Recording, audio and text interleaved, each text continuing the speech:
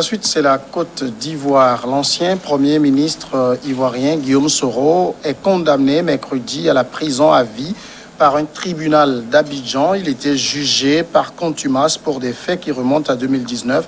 Le procureur avait requis la perpétuité dans ce procès qui a débuté le 16 mai dernier. Selon l'ordonnance de renvoi devant le tribunal criminel d'Abidjan, Guillaume Soro et 19 de ses proches étaient accusés de complot, tentative d'atteinte contre l'autorité de l'État ainsi que de diffusion et publication de nouvelles fausses, jetant le discrédit sur les institutions et leur fonctionnement, ayant entraîné une atteinte morale au moral des populations.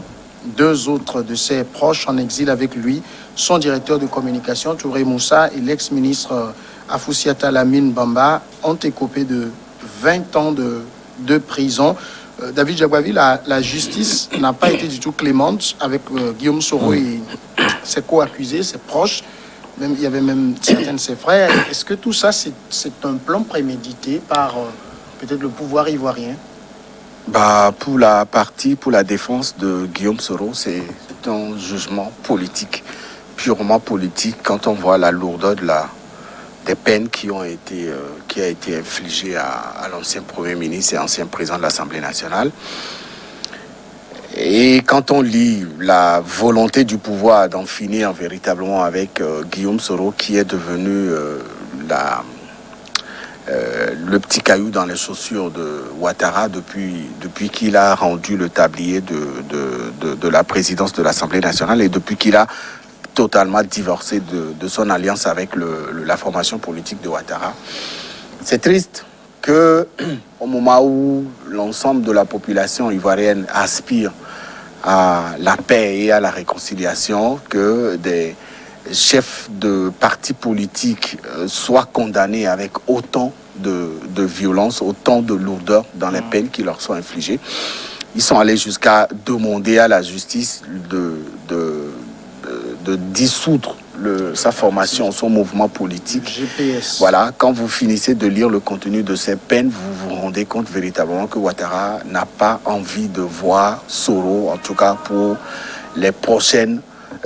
ces prochaines années de son nouveau mandat. Et donc cela relance aujourd'hui le débat de la volonté du gouvernement ivoirien d'associer tous ses fils et toutes ses filles à ce processus de réconciliation qui paraît être cher pour le gouvernement en place et qui est voulu et proposé par l'ensemble de la population ivoirienne. Aujourd'hui que les peines ont été rendues publiques, cela veut dire que Guillaume Soro, en tout cas pour encore des années à venir, ne pourra pas mettre les pieds à Abidjan, sinon on le dirige vers la prison sans autre procédure. Et cela revient aussi à braquer Guillaume Soro dans sa volonté de créer des soucis à l'actuel gouvernement de Ouattara, dans le sens où lorsqu'il avait rendu le tablier du président de l'Assemblée nationale, il avait clairement extériorisé ses ambitions présidentielles et il disait même qu'il a rendu le fauteuil du président de l'Assemblée nationale pour aller s'asseoir dans le fauteuil présidentiel.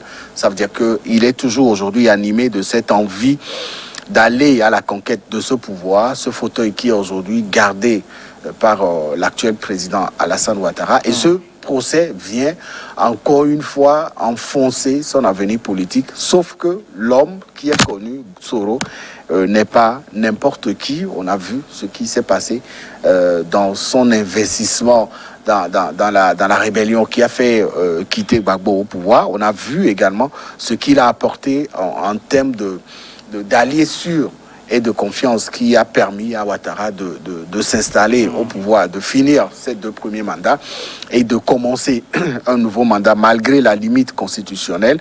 Soro, aujourd'hui, est caricaturé comme l'ennemi à abattre à Abidjan et la cible. Il va la porter encore très longtemps, cette croix sur lui. Mais c'est inquiétant. Au même moment, il y a une grande inquiétude qui se lie aujourd'hui quand on sait ce que cet homme a représenté, ce qu'il a commis, en tout cas comme, si on peut le dire ainsi, crime ou forfait dans l'intention d'arriver au pouvoir. La Côte d'Ivoire est partie pour aller encore dans des prochaines années de troubles, certainement. Et cela n'arrange pas véritablement les Ivoiriens qui, aujourd'hui, avec le retour de Gbagbo, avaient commencé à espérer que la réconciliation et la paix seront véritablement Est-ce que dans cette affaire précise, la justice ivoirienne est-elle libre, selon vous, de son verdict, ou bien à affaire politique, verdict politique? Mais vous savez, ça fait sourire quand même de dire que de poser la question si la justice ivoirienne est une justice libre de ses actes. Je crois que c'est la justice en général dans les pays africains. On peut écrire même des thèses dessus. On n'en finirait pas de l'apprécier parce que tout le monde sait que c'est une justice au pas des autorités au pouvoir généralement. Et je crois que sur le sujet... Il y a des efforts de modernisation dans tous les pays. Il y a des efforts de modernisation dans quel sens? C'est pas parce qu'on a repeint les locaux, ce n'est pas parce qu'on a acheté des ordinateurs, on a formé. Moi, je ne sais pas de quelle modernisation. Non, c'est tout dépend. Pas de peinture d'ordinateur. Écoutez, ça aussi, je crois que c'est des mesures de modernisation. Ou bien maintenant, lorsque vous parlez de réforme, il faut que ce soit réforme qui vise surtout la pratique du droit et de la ténacité des opérateurs de droit à dire rien que le droit. Je crois que c'est de cette réforme dont on a parlé, mais vous savez qu'en Afrique en général, nous avons une justice qui est très très permissive pour ceux qui ont le pouvoir peut-être politique et le pouvoir aussi de l'argent. Vous savez comment ça se passe. Selon que vous êtes puissant ou misérable, le jugement de cour vous rendra blanc ou noir. Donc vous connaissez bien les fables de La Fontaine. Mais sur le sujet, je voudrais dire encore deux choses. La première, c'est que Alassane Ouattara n'a pas tiré leçon de la jurisprudence récente en matière de droit en Côte d'Ivoire. Parce que vous savez très bien que très récemment, la justice ivoirienne dit non, il y a quelques années, la justice ivoirienne a condamné Laurent Gbagbo à 20 ans de prison et on a envoyé même Laurent Gbagbo à la CPI. Il est revenu blanchi. Ça veut dire que déjà, ceux qui l'ont envoyé là ont commis une erreur ou soit ils ont été désavoués en ce qui concerne l'appréciation qu'ils ont du crime ou bien de ce que des actes de Laurent Gbagbo. Ils doivent quand même tirer le son de la chose. Ça veut dire qu'ils se sont trompés déjà pour une première fois. Mais avant même d'envoyer, après, ils se sont trompés une deuxième fois en le condamnant à 20 ans de prison parce qu'aujourd'hui, Laurent Gbagbo est revenu en Côte d'Ivoire. Il est où? Il n'est pas en prison, mais il est tout simplement à la maison.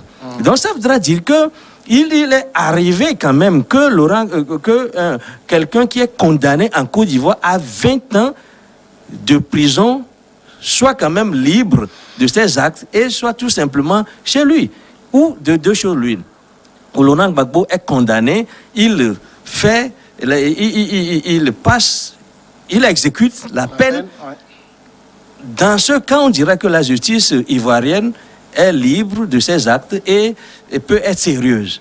Mais on peut constater aujourd'hui, au moins sur un point donné, que la justice ivoirienne n'en est pas une qui soit au service tout simplement du peuple parce qu'elle peut condamner quelqu'un et sans que le monsieur soit libéré, soit amnistié. Sans qu'il soit amnistié, reste quand même tout simplement à la maison, il n'exécute pas la peine. Ça voudra dire déjà qu'il y a au moins un argument qui nous permet de dire que la justice ivoirienne est une justice de paradoxe. Mais la deuxième chose que je voudrais dire, c'est que lorsqu'on dit, on condamne Soro à la prison à perpétuité, c'est pour quel crime? On a vu quand même des gens qui ont pris des armes en Côte d'Ivoire, qui ont tiré, qui ont tué, qui ont exécuté des actes exécrables qui sont pourtant à la maison. Je parle par exemple du cas Blegoudé qui a été envoyé à la CPI. S'il revenait demain, est-ce qu'il va exécuter la peine à laquelle il a été condamné? Je parle de Laurent Gbagbo. Il a été condamné. Est-ce qu'aujourd'hui, 20 ans de prison, est-ce qu'il exécute cette peine-là? Maintenant, quelqu'un qui a manifesté peut-être son intention de susciter une rébellion. et qui est connu comme tel, parce que c'est pas la rébellion, nous ne cesserons pas de le dire, que Alassane Ouattara lui-même a pu prendre le pouvoir. Je crois que ce sujet a été effleuré tout à l'heure avec mon confrère Jacques Bavi, qui a dit que celui-là, on le connaît de réputation, c'est lui qui a aidé par cette même rébellion. Donc je crois que nous sommes dans le même ordre d'idées pour dire que qui a bu boira, parce que nous sommes dans une situation de déstabilisation, une situation de tension, et les gens ont des actes conformément à cette situation de tension, dont les gens sont facilement peuvent prendre des armes en Côte d'Ivoire parce qu'il y a des références en la matière. Il y a une rébellion qui a pu amener Alassane Ouattara au pouvoir, et c'est la même personne, Guillaume Soro, qui aujourd'hui a exprimé son intention. Il n'était pas passé aux actes. S'il était passé aux actes, de quelle condamnation dont il peut écoper. Aujourd'hui, on dit qu'il y a eu un audio. C'est cet audio-là qu'on joue, avec qui fait montre d'une discussion entre Soro et quelqu'un. Il parlait d'une rébellion, etc. Mais rappelez-vous qu'au Togo, par exemple, il y a quelqu'un qui est très bien un leader de l'opposition, dont l'audio a circulé, qui menaçait un ex-collaborateur de mort. Je ne sais pas si vous vous rappelez ce que je veux dire. Je parle d'Agbo Kodio, l'audio avait circulé que celui-là, je vais le tuer. C'est peut-être sur un coup d'énervement, ou alors il faisait une déclaration, on le prend pas au sérieux.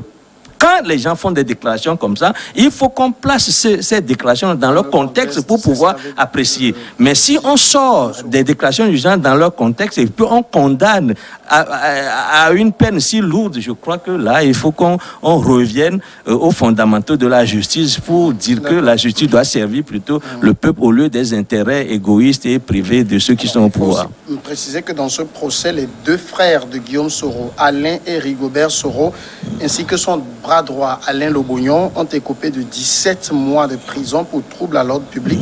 Et les 17 mois correspondent exactement au nombre de jours ou de mois qu'ils ont passé en prison. Donc, ils ont été remis en liberté. Le tribunal a également ordonné aux 19... Ils ont passé même 18 mois, ils en ont passé un peu plus. Donc, le tribunal a également ordonné aux 19 condamnés de payer solidairement la somme d'1 milliard de francs CFA de dommages et intérêts à l'État de Côte d'Ivoire. Alors, il y a aussi peut-être quelque chose. C'est vrai qu'on va s'acharner contre l'État ivoirien, mais on connaît aussi le pédigré de Guillaume Soro. Est-ce que c'est dans ce genre d'acte qu'il ne peut pas prospérer, ces reproches qu'on lui fait? Vous savez, le procès aurait pu prendre en considération les années antérieures à l'arrivée de Ouattara au pouvoir, que beaucoup de personnes comprendraient.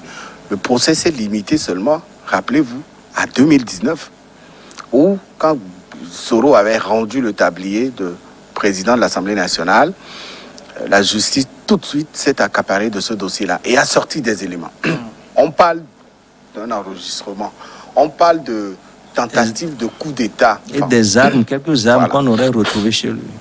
Mais est-ce que vous savez que la défense de Soro avait été interdite d'accès à ces éléments de preuve qui ont été fournis ou présentés par le gouvernement pour justement envoyer Soro au procès?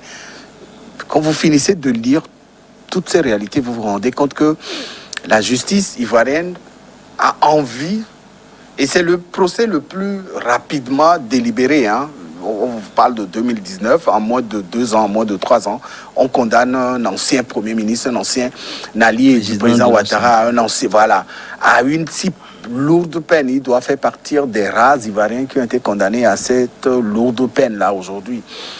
Et de 2019 jusqu'à 2021, qu'est-ce que Soro a pu faire d'aussi grave à l'État ivoirien pour qu'une sentence aussi lourde puisse être prononcée contre lui? Quand on parle d'audio, de tentative de coup d'État, Soro, en tant que politicien aguerri, ne prendrait pas un risque de préparer un coup d'État au téléphone avec un interlocuteur qui serait sur le territoire burkinabé ou quelque part. Qu'il ne s'est jamais dit qu'il était écouté non plus. Soro, en tant que politicien aguerri pour tout le parcours politique et militaire qu'il a eu à diriger, en tout cas en Côte d'Ivoire, ne se donnerait pas à ce jeu si enfantin. Et donc, tout le monde, beaucoup ont compris que c'était un coup qui a été monté. C'est en cela que je suis d'accord avec Chris lorsqu'il dit qu'il faut remettre l'audio dans son contexte. vous pouvez avoir des conversations. Vous pouvez avoir des conversations avec moi. Si Chris n'est pas un ami à moi, ou si Chris est mon ennemi politique, Chris, dès que l'audio tombe dans ses mains, peut, avec la technologie aujourd'hui, transformer mon audio pour en faire un élément d'accusation. Et donc, les avocats, le conseil d'avocats de Soro a demandé à accéder à ces preuves. L'État, la justice ivoirienne a refusé. On parle des armes qui ont été découvertes dans une de ces villas à Abidjan. Ce qui est curieux, c'est quand Soro a dit son ambition présidentielle qu'on va découvrir des armes dans une villa qui lui appartiendrait et que ces armes auraient été mises là-bas parce que Soro est en train de préparer un coup d'État. Soro qui a dirigé une rébellion depuis des années, depuis le nord de la Côte d'Ivoire jusqu'à Abidjan pour faire partir Gbagbo du pouvoir. Salia Ouattara diriger le pays ensemble, c'est tellement enfantin quand vous regardez ça.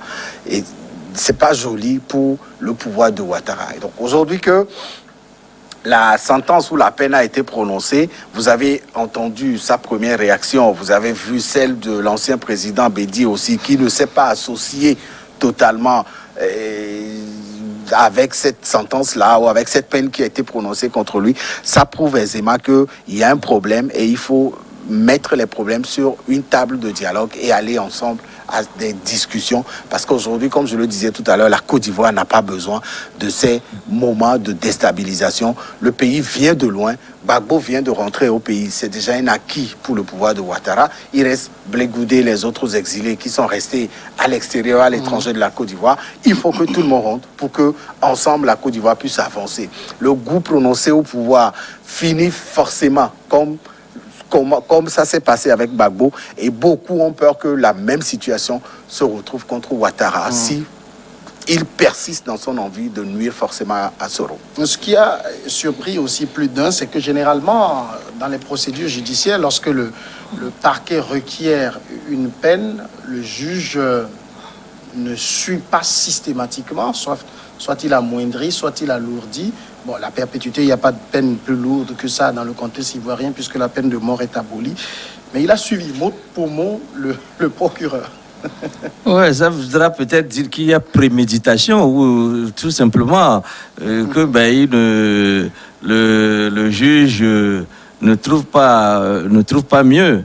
Et tout cela, quand même, veut dire que s'il s'agit d'un procès spécial, surtout quand on dit qu'un président qui a peut-être autour de 80 ans, qui condamne pour des faits politiques un jeune à perpétuité, je crois que c'est tout simplement ahurissant. Je crois que c'est lourd parce qu'il ne vivra pas assez longtemps pour voir Soro faire toute cette peine-là si jamais il est mis en prison.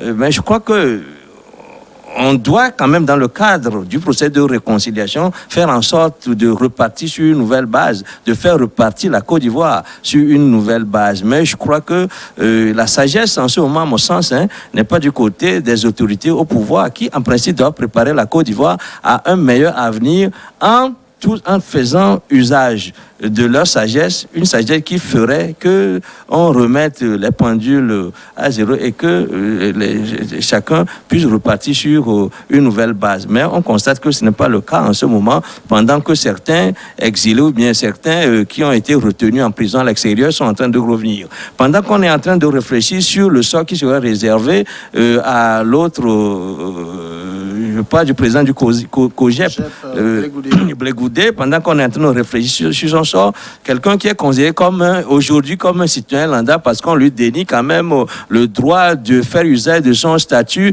d'ancien ministre parce qu'on estime que le gouvernement là n'a pas été reconnu par la communauté internationale et du coup, Alassane Ouattara aussi dit que ce gouvernement auquel il avait participé n'est pas reconnu non plus, alors que c'est un gouvernement qui a été dirigé, qui a été aux affaires sous un président qui a conduit les affaires du pays parce que Blé Goudé avait été ministre et avait joui de ce statut-là pendant tout le temps qu'il était resté ministre. Et aujourd'hui, on dit que il est tout simplement un citoyen quelconque parce que il avait fait partie d'un gouvernement qui n'était pas un gouvernement légal.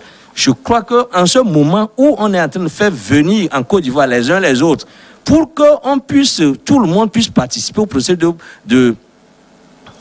au processus de réconciliation.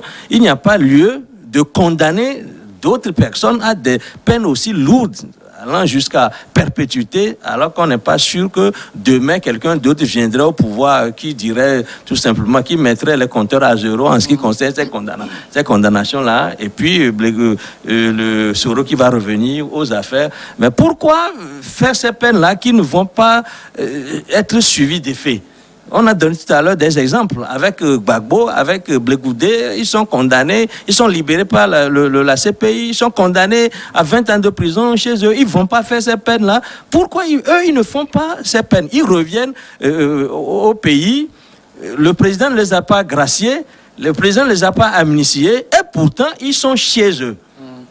Donc c'est un paradoxe. Si on doit tirer leçon de ces déconvenues en ce qui concerne la jurisprudence, il faut tout simplement qu'on remette la balle à terre et qu'on sache, toute raison garder, ce qu'il faut décider de cette condamnation-là. Il est encore temps pour que le président se prononce sur le sujet et dire que, ben voilà, on peut s'arrêter là et faire en sorte que tout le monde revienne au bercail pour un nouveau départ. Est-ce que vous pensez qu'Alassane Ouattara peut être dans cette logique parce qu'il a tenté d'en envoyer certains à la CPI, ils lui sont revenus, ceux que lui-même a tenté dans un premier temps de faire condamner, dont Simone Gbagbo et autres, il a dû se résoudre à une amnistie. Finalement, le sort qu'il réserve aux proches de Guillaume Soro, c'est...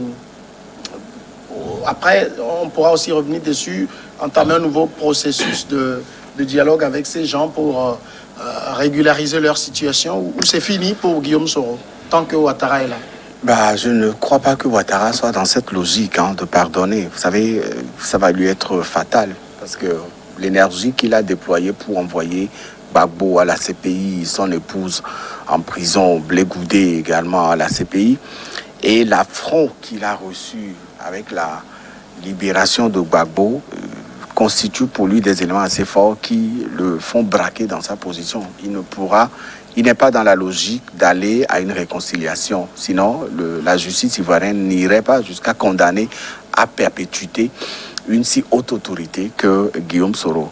Vous savez, cette histoire de crise à Abidjan est un dossier qui n'est pas maîtrisé par même les acteurs politiques. Parce qu'en face, on vous dit que pendant la crise qui a secoué la Côte d'Ivoire, il y a eu plus de 30 000 morts.